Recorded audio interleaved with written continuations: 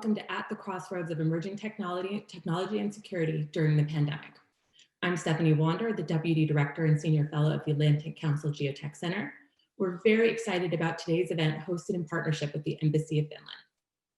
The GeoTech Center is one of the newest of the Atlantic Council centers and is devoted to championing positive paths forward that nations, economies, and societies can pursue to ensure new technologies and data empower people, increase prosperity, and secure peace. We will start our discussion today with an on-the-record portion of our event, a fireside chat on emerging technologies and security, followed by private breakout groups, following Chatham House rules exploring 3 areas: lessons learned, present challenges, and shaping the future. We'll then bring you back for report outs and closing remarks, which we estimate will end at 11:45 a.m. Without further ado, it is my pleasure to introduce His Excellency, Mr. Mikko Hatala, Ambassador of the Republic of Finland to the United States of America. He has a long impressive career in the service of his country, including previous service as the Ambassador of the Republic of Finland to Russia and Foreign Policy Advisor to the President of the Republic of Finland. So good morning to all here in Washington and good afternoon to all those who are in Finland. And thank you for joining this invitation-only event and being with us today. This is a start of a discussion platform on intertwining nature of emerging technology and security. We hope it will deserve a continuation next year and hopefully then in person.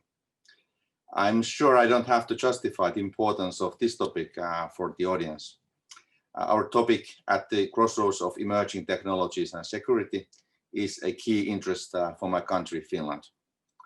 Our economy is technology-driven. We are ambitious, and we see the potential of emerging technologies to improve our lives as well as achieve, I would say, life-critical sustainability goals. At the same time, we are not naive in front of the security challenges these new technologies entail.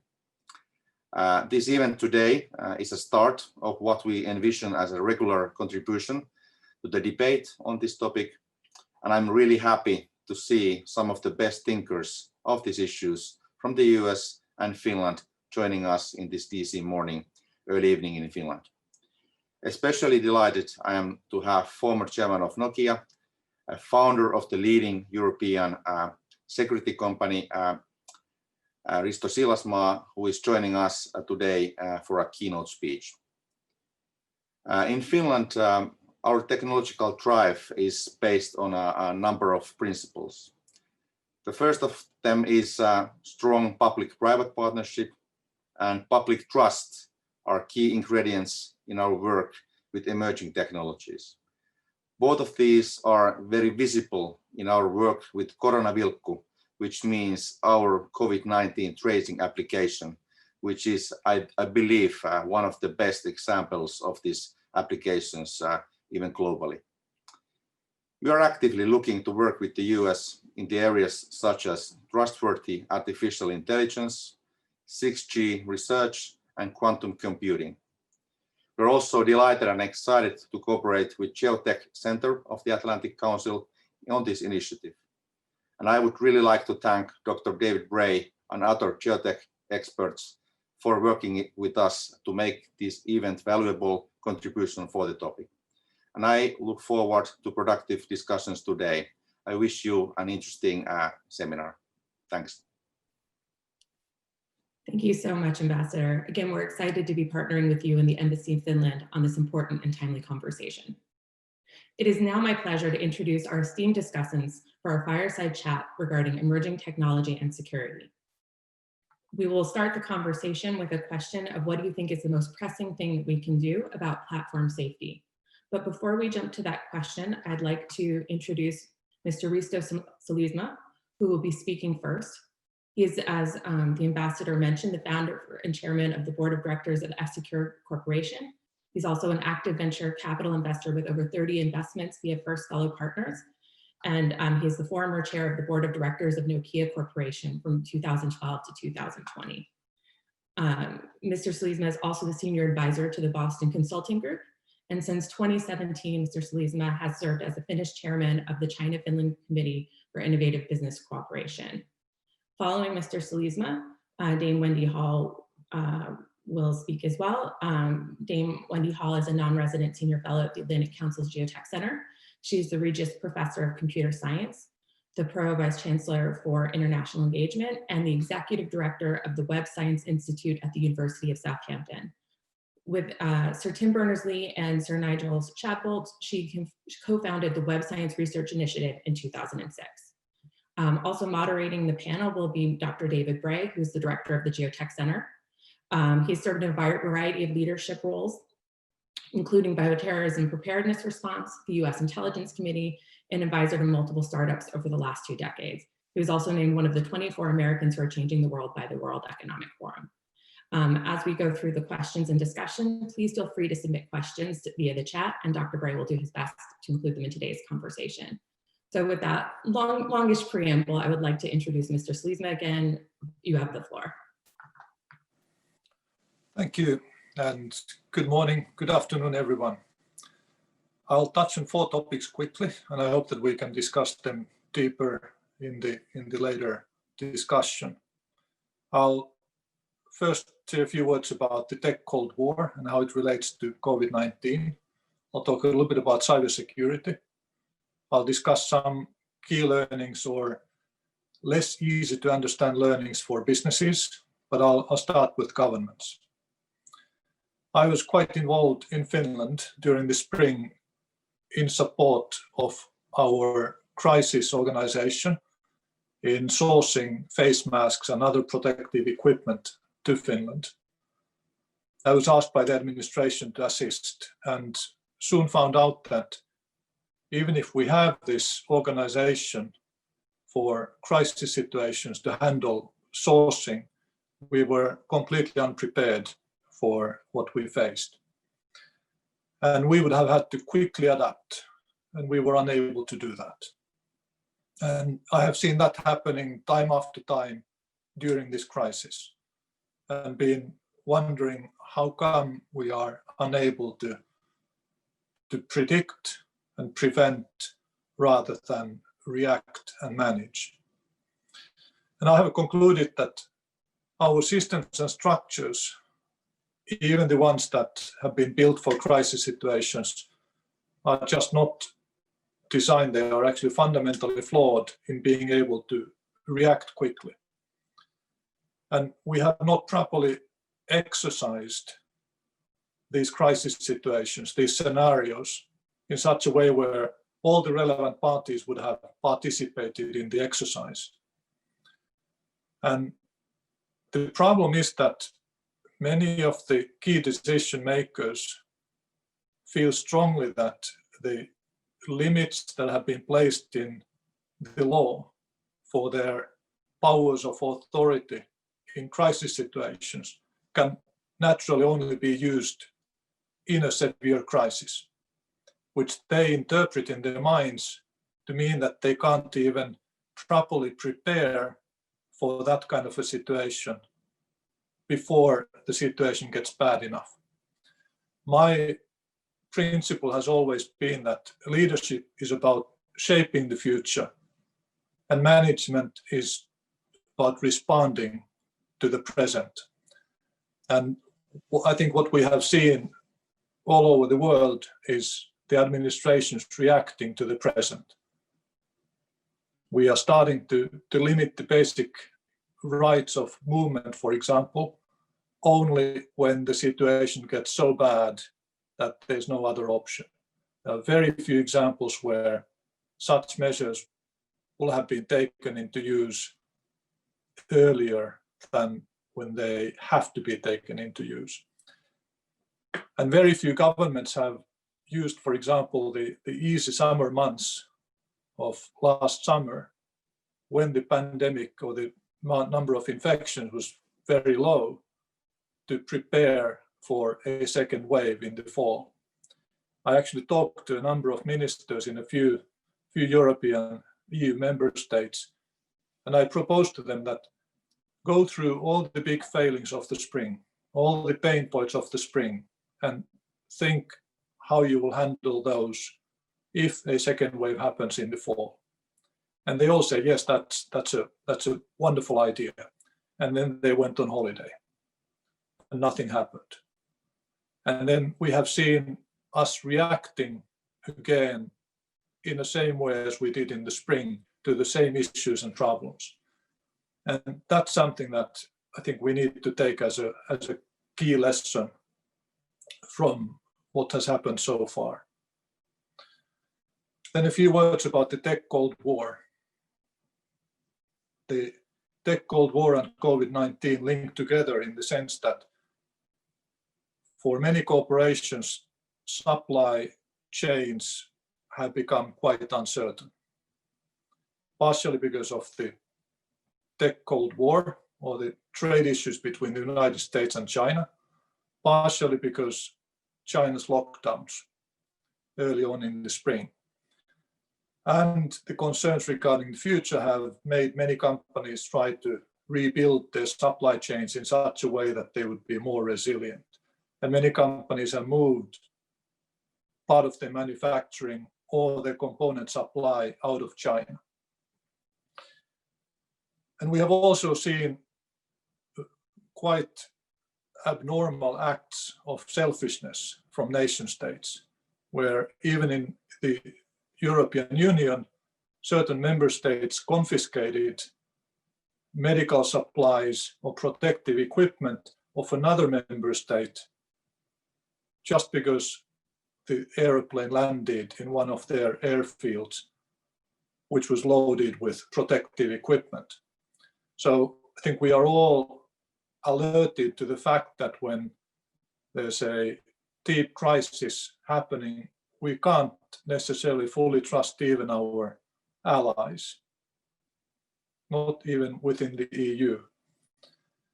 And therefore, technology sovereignty has become a hot topic. Technology advancement dictates the progress nation states make economically, but also increasingly politically as well, as technology prowess is such a major part of how we run our nation states. And therefore supply chains are even more critical than before. A couple of words about cybersecurity. We have often talked about how the pandemic took the world by surprise. That's of course a false statement. It was not a surprise. The pandemic has been forecasted for at least for the last 20 years. Another thing that has been forecasted is a major cybersecurity incident, a regional or even a global cybersecurity incident. And we will be taken completely by surprise when that happens, because we have not prepared for it. We have not practiced it. We have not practiced it in country in most nation states, and we definitely have not practiced it between countries. Let me just give you a small-scale example. Maersk is a Danish company that handles the world's largest volume of shipping containers. It's the world's largest container shipping company. They manage millions of containers. And some time ago, they were collateral damage to a Russian operation in Ukraine, where Russia used a malware called NotPetya to disrupt the energy sector in Ukraine. And Maersk does business in all the countries in the world, so they had an office in Ukraine that used a particular tax-related application that was the vector that the Russians used to infect the systems, and therefore Maersk got infected as well. And this malware spread to all their computer systems, which all encrypted their hard drives at the same time. And then everyone in Maersk, including the top leadership, found that they didn't know the phone numbers of their colleagues anymore, because all those phone numbers were on the computer systems. They of course didn't have email anymore.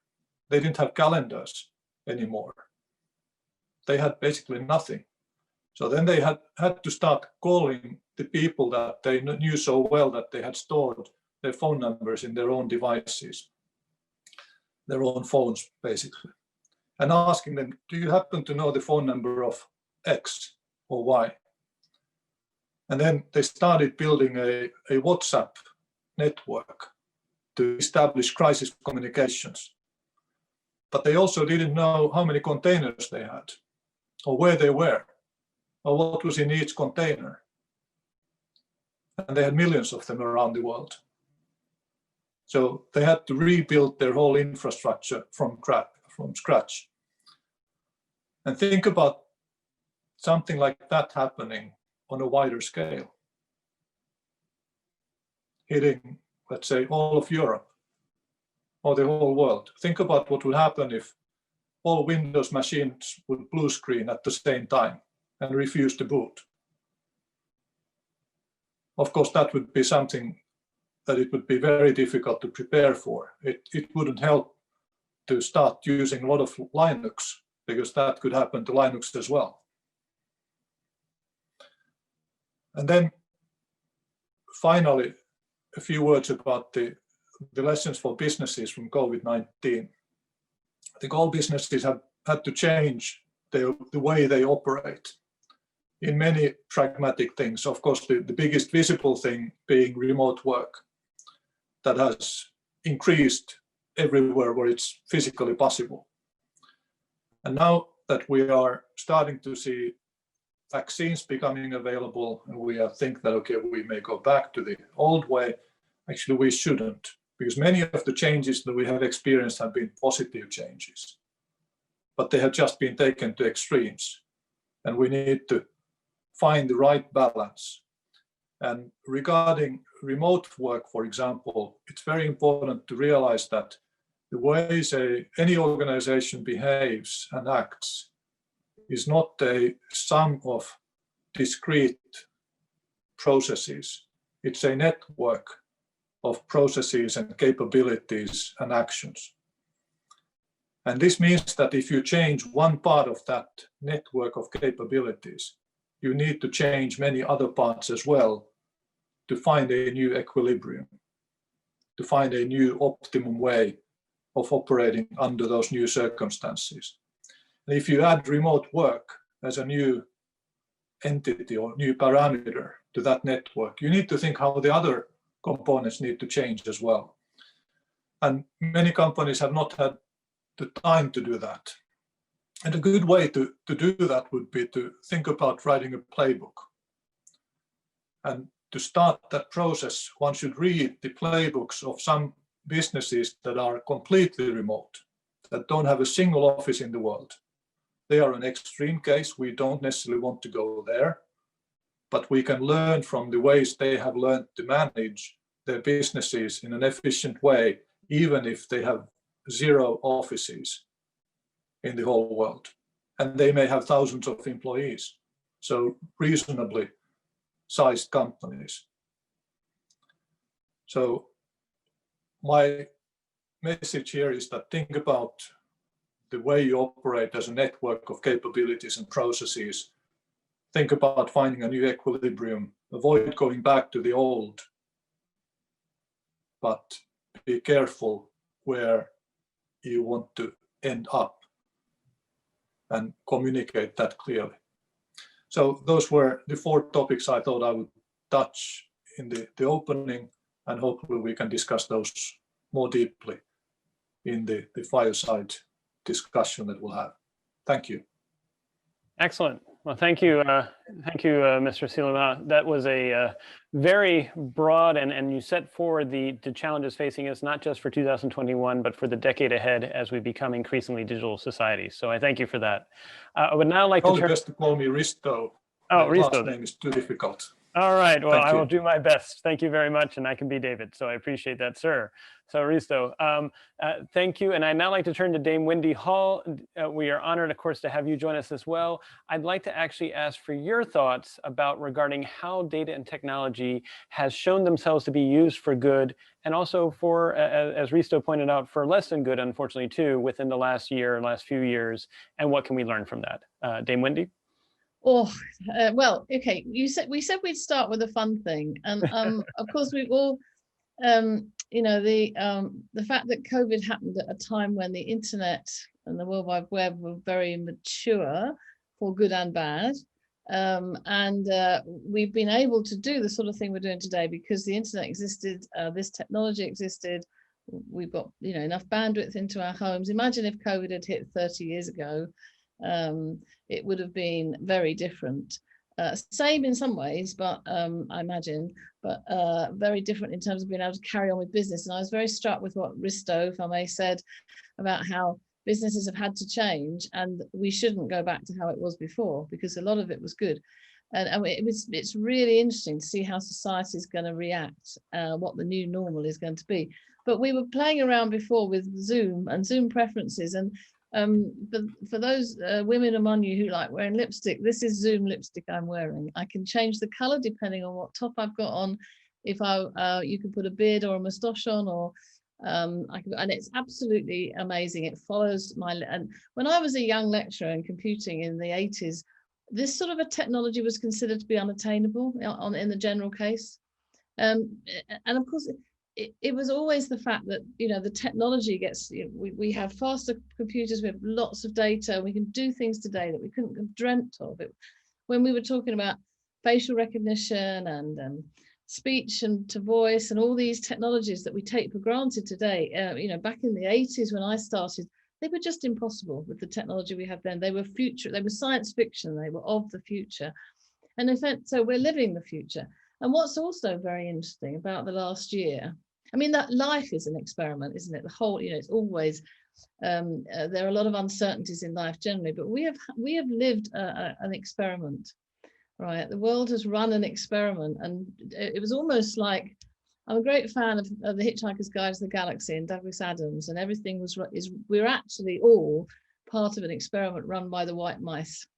And the white mice decided, you know, I mean, this is just to throw out, this is, and we know this pandemic's been predicted, pandemic has been predicted for a long time, just as a cybersecurity attack or the earthquake in San Francisco or whatever. But it's that we've almost, and we didn't know how to deal with it. And we have been, you know, we've made so many mistakes and learned so many lessons along the way. And the point about the lipstick and the face is that the technology's changed so that on top of all the good things that this technology has brought us, it's brought a lot of worrying things as well. And potentially everything we do online can be faked nowadays. So I'm not wearing this lipstick today, but far more important than that is we can today fake text. And people could always do that, and then people can always lie. I mean, lying is something that people have always done, but the technology is enhancing the way we can do it, and you can do it faster and quicker before anyone can detect that it is fake. And of course, it's not an absolute. Truth is not an absolute. Something you might call fake, I might say is absolute truth. All right. So it's very difficult for us to decide, let alone expect a machine to decide. But the technology allows us that want to use for good or bad to fake text with things like GPT-3, to fake photos, to fake videos, and, you know, deep fakes where you take someone's image and put it into some awful video. And then, you know, the people that do that should just be thrown into prison and have the key thrown away. Right, we shouldn't worry about waiting for regulation on that. We have laws that stop you misusing other people's identities, and they should just be, you know, but you have to detect it. And you know, there's the also, I mean, taken to the extreme, I always thought this would happen, and we've seen this in it just, again, it's got faster through COVID, where it's actually easier to make a film with animations that look like real human beings than to use the actors who can't come in because they're going to get the COVID, right? And they're too expensive and too problematic to deal with. So in the future, all films could be made with and, you know, just things that look like human beings, and we'll invent the new heartthrob. So these things, the big issue is the detection of this is developing technology to find out when something's fake, I think is possibly a holy grail we can never reach, because it's always the people that are doing the faking are going to be ahead of the people that are trying to catch them. So it will be a mix of, how do you decide what to trust? Well, sometimes it's your instinct, or it's your friends, or the people you get the information from, just as it always has been in the past. I remember when in the UK, the Sun, I think it was, said that it had won the election for Tony Blair. Right, because all readers of the Sun voted for Tony Blair in whatever year it was. Newspaper barons in those days were considered to be able to win the elections. So this is not new in terms of what people do, but it is now this combination of who runs the technology, how do governments regulate that, what should they regulate, what should be up to the businesses themselves to comply with whatever governance rules are put in, how do they do that? And then there's also a sense of a moral responsibility, right? And I don't think we should duck that. I think it is, and then you get into this, and I'm going to finish here because you might want to go on to another topic, but if you think about the moral responsibility, and I've spotted something that I know is a fake because I know that isn't right. Do I call that out? How do I call that out? And then you're into what are we going to just, do we use each other to shout out that someone's breaking the law? And then you're into a world that doesn't fit in democracy somehow. But there is a moral responsibility here. And this whole issue of I will say one other thing, actually, that I think democracies, and that's a broad sense of the word, where people have freedom to act in ways that they think that are right themselves, those countries have found it much harder to deal with COVID than the more autocratic countries. And I don't know what that says about the world, but it is the case. And that doesn't mean there are plenty of democracies that have done well, like Singapore, Taiwan, South Korea, is Vietnam a democracy? I think it is. But there are countries where people tend to do what they're told more. We don't live in, and quite right, we have a world of, we have freedom of choice, which makes managing a pandemic and managing things like climate change much harder. Well, there's a lot to unpack there. I really appreciate it, Dame Wendy. Also, sorry, that was a bit of a brain dump. No. Sorry. It's great. It's actually great because I'm actually going to ask you a question. I'm going to ask Risto. So the question that I'm going to ask you first, Dame Wendy, briefly, if possible, was, you touched on the fact that, we are in a world in which increasingly discerning what is real versus not real, what is truth in data and what might be synthetic data or even fake data is going to be challenging. Is this a case where we could learn from other countries? Is it every nation needs to go by themselves, or are there things that we can actually start learning from each other? And there was, and related to that learning, there was a question that was raised in the chat from Dr. Anthony Scriffignano, which is it really more the behavior of lying, and recognizing at the end of the day, it's humans. And so what can we think about? Can the machines either help us identify where someone's being less than truthful? Obviously, we don't want to have thought police, but what are your thoughts about what can the machines do to help address the fact that at the end of the day, it's human behaviors we're talking about, just presented online? Those are very deep questions, David, as you know, but I think that one of the things we can do as we get out of the pandemic, because we got the vaccines coming. I'm waiting. We're celebrating that they're out, and but I'm waiting for the catch. There's going to be a catch. I don't think this virus is done with us yet, and I really, really hope that they are. I think they'll be safe, and I'm prepared to have one. But I just don't think this virus has done with us yet, and we're all going to have to think about COVID passports and what data we're prepared to share about ourselves in terms of the tests we've had, the antibody tests, the vaccines, where have you been, what have you done before we're let into a country in a way that, we had relative freedom to travel, given differences on visas and who lets who into what country. We had relative freedom to travel around the world before COVID.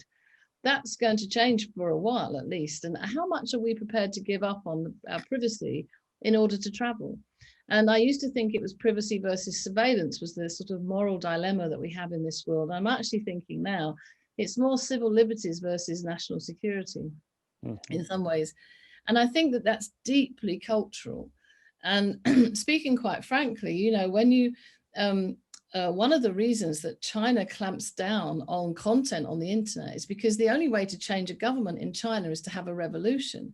So of course they're going to try and stop revolutions. That's their main, I mean, I'm not a China expert, but I've thought about this a long time in terms of technology. That's how they, from the get-go, handled the internet, because they could see the possibilities straight away of how people could use that to talk about the government in not such good ways. But on the other hand, you know, if you look at Russia as well, I mean, these are countries that have never had democratic governments. We've had centuries of them. So we are used to voting, and it's a completely different culture, and it's a completely different mindset. And we can't expect the things that work in our world to work in their world.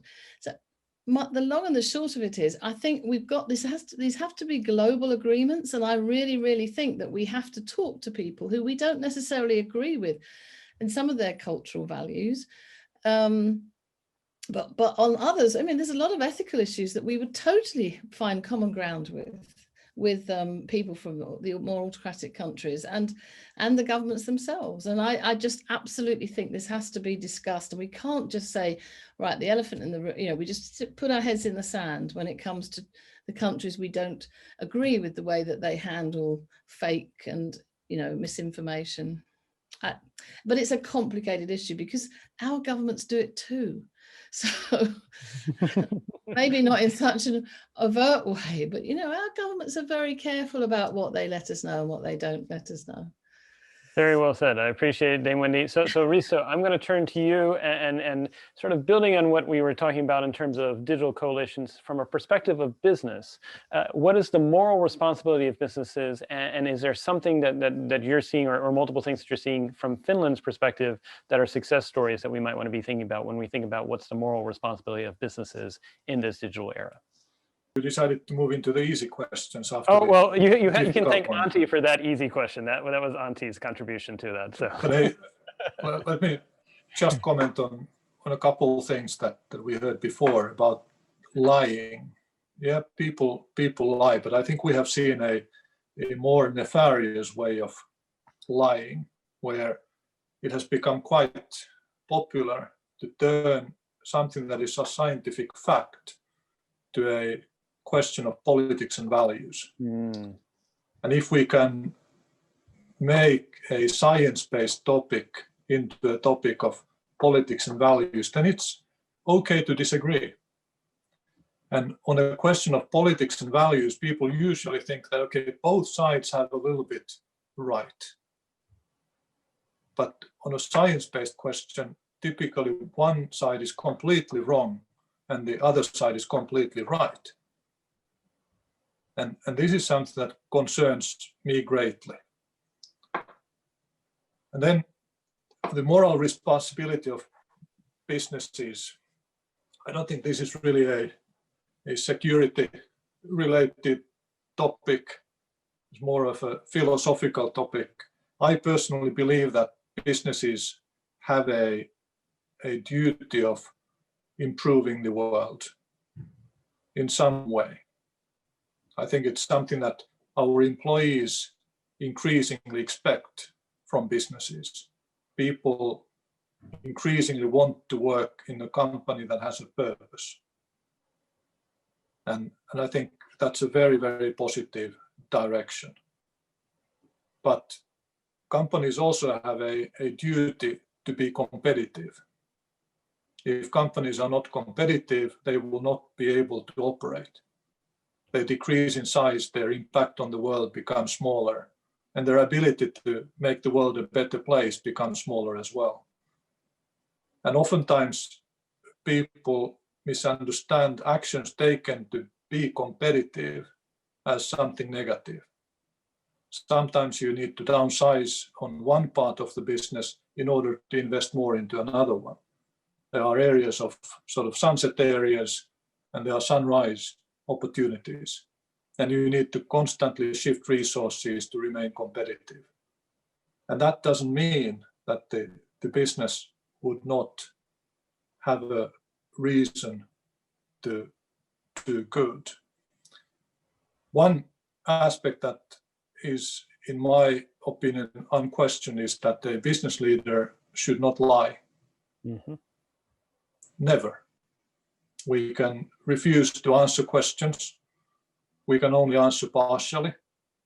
Sometimes we may mislead by not answering fully, but we never should lie. And I also believe that political leaders should follow that same principle. And that's a moral responsibility of both business and politics. Can I Really just appreciate it. And yes, Dame Wendy, if you want to chime in, I want to Well, I just want to say, because there's been a couple of things on the chat about lying and fakes, and the things is these aren't absolutes. And I mean, obviously, I mean, there are absolutes in lying, but there are also things that aren't absolutes where you can, you know, you can twist it so that you're not actually lying, but you're not telling the truth either. And it's, I mean, this is what the lawyers have to test these cases out. They make a lot of money out of exactly this, right? Johnny Depp, the recent one, big court case, you know, who was telling the truth? It's really complicated. And I think it's complicated for businesses too. I don't think it's an absolute, but I take the point as a moral point. But I think it's hard to put that into, well, it has to be tested in the law courts.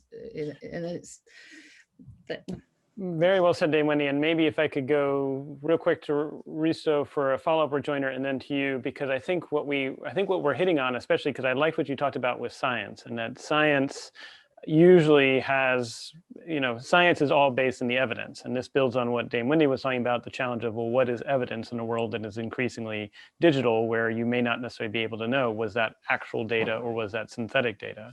And so I guess my question for Risto is, given that we're in a world in which we need to figure out how to govern more effectively at speed, given the rate of these changes, is there a role in which, yes, companies have to think about their own interests and making sure they can provide enough oxygen, but they also have a contribution to the world?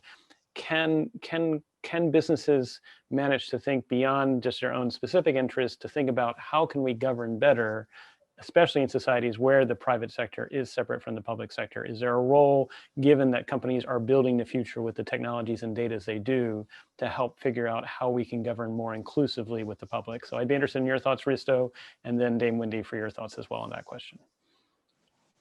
Well, I definitely think that the role of the public sector is to create a framework where it's easier to do good than bad, mm-hmm.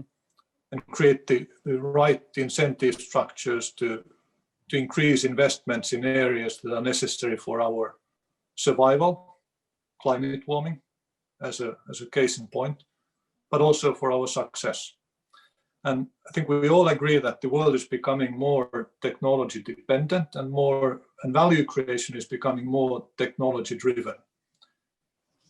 There are areas of business such as, let's say, home food delivery, which is a very sort of manual labor intensive business. And people might think about it as a low-tech business, but it's actually a high-tech business. It's a business where the relative competitiveness of the players is completely dependent on the technology that they have. And this technology is something that they have to develop themselves, because you can't buy it from anybody. So these are absolutely technology businesses. And this is happening in the consumer internet business overall, sector by sector. And for both business leaders to be able to run their businesses, but politicians and the public sector to be able to create the right playing field that would do what we just discussed, we all need to understand technology. And I think President Obama was a great example of someone who brought a CTO role to the cabinet. And that was it didn't necessarily fully work out.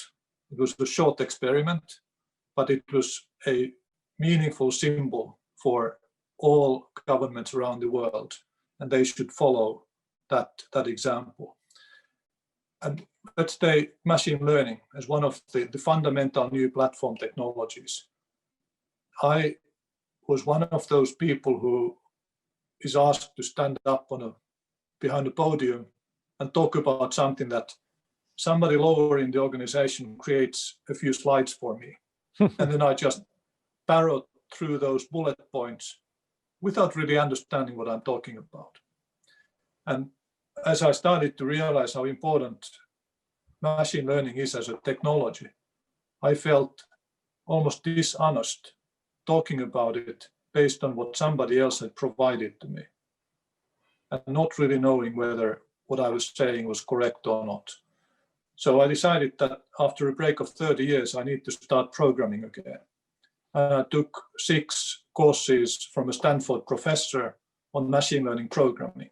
And I created at least a single program based on all the major machine learning models, so that I understood how that model works. And then I started teaching governments.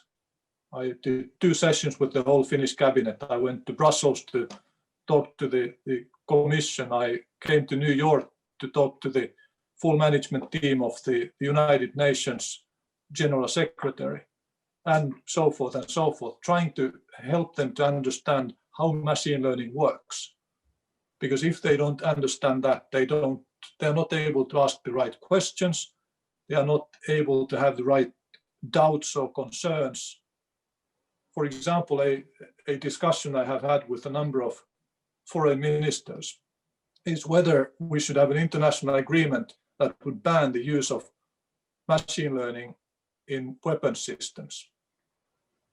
And from a million miles away, it sounds like, of course, machine learning in the weapon systems must be a bad thing. But I can immediately come up with a number of examples where it would be a good thing. Right. So you need to understand the technology, and that's one big change we need to drive through to all decision makers. You need to be better educated in new meaningful technologies. Very well said. And I think you may have also given us a mission mandate that comes out of this event, which is we would love to work with our friends in Finland to do coding for our Congress, maybe programming for the UK Parliament. I agree with you wholeheartedly. If you don't understand the technology, it's really hard to write policy. Dame Wendy, we have only about maybe 1 or 2 more minutes left, but if you have a closing rejoinder before we go to the breakout. Well, I love this discussion. I think that I foresee vaccine wars emerging.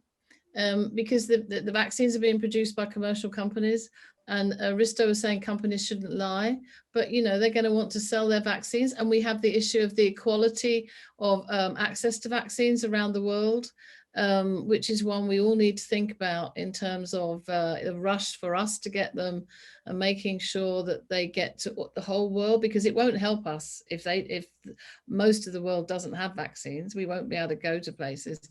And I foresee that wars there and people fudging issues around data and how that data is interpreted to show that one vaccine is more efficient or effective than another. And it's really hard when the politicians who are making the decisions about how to regulate, what to buy, how much to pay, don't understand and the issues. Then you've got the anti-vaxxers. We still have a flat earth society, right? And the anti-vaxxers, that's going to grow as a movement, I suspect, rather than diminish. And we've got all these issues to deal with. And so, but the interesting thing about the experiment, the living experiment that COVID has been, is I think we can learn from it in order to look at other grand challenges like the net zero climate change grand challenge. There's so much we could have learned from the way governments have handled COVID-19, the way people have reacted around the world in different ways to control mechanisms or whatever. Protectionism and with climate change, there are horrible dilemmas to make, that if you reduce the carbon take up, then some industries will disappear, right? And just as they have done in COVID, but that was a crisis we had to get a grip of, and climate change is always for tomorrow. So anyway, I think we've learned a lot of lessons that we can build on to work out how to deal with other global crises. Global challenges. Excellent. Well, thank you, Dame Wendy, and thank you, Risto. This has been a fascinating conversation about what we may be discovering is in an era in which we are increasingly becoming surrounded by interesting advances in data and technology, we're actually holding up a mirror to our own human selves and our own human societies and discovering things that in some respects have always been there in humans. It's just now a question, as we get increasingly connected, how do we want to arrange the protocols and the governance in a way that encourages collaborations, encourages creativity, encourages innovation, and ideally tries to also address some of the downsides that are just fundamentally human too. And saves lives, David. 100% saves lives, improves lives, and also encourages freedom of being a human being. So I really appreciate it. I feel like we could easily go for a little bit longer, and in the chat, folks have been actually chiming in with some really great remarks that we'll synthesize. We're now going to go to the breakout groups. So I think you've given a wonderful sort of way forward for the breakout groups.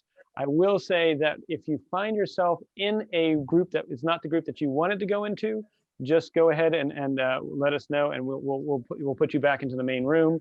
The public part is now over for our discussion here, and we're now going to go to Chatham House rule, non-attribution for the breakout groups.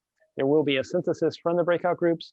We are looking for a call to action from each of them. And so when you're in your discussion with your individual breakout groups, feel free to chime in as to how we can continue these very meaningful and powerful conversations into 2021, because we do have a lot of shared sense making to do across countries, across companies, and across sectors on how these digital technologies are holding a mirror up to our human selves.